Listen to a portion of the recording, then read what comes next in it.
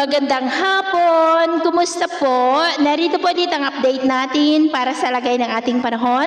Ngayong hapon po ng March 20, 2024 na kung saan sa ngayon po gaya ng inyong nakikita ay hangin na mula sa taas, ang hangin na umiihip ngayon dito sa ating bansa o yung tinatawag po natin na hanging amihan. At may LPA pa rin na nabuo sa silangan ng Mindanao gaya po ng inyong nakikita, pero mababa na po ang tsansa niya na mag-develop into bagyo. Pero atin lamang pong babantayan ang development po nito.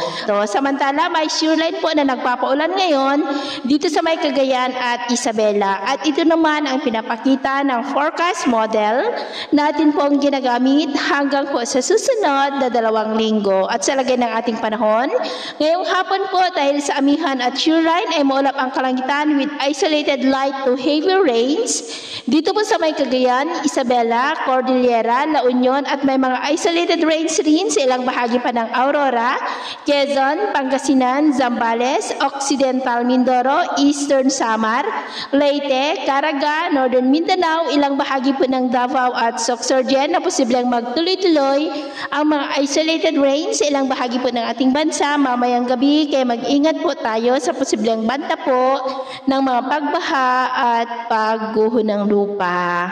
At sa atin naman pong mga baybayin, dahil sa amihan ay maalon po sa mga baybayin ng Pangasinan, Ilocos Norte, Cagayan, Batanes, Puyan Island at dyan po sa silangang baybayin ng Isabela na ang mga alon ay posible po na aabot hanggang po sa 1.5 to 4 meters height. Iwasan po muna natin ang papalaot. Dyan po sa mga may kulay pula para mas makaiwas sa mga sakunang pangkaragatan.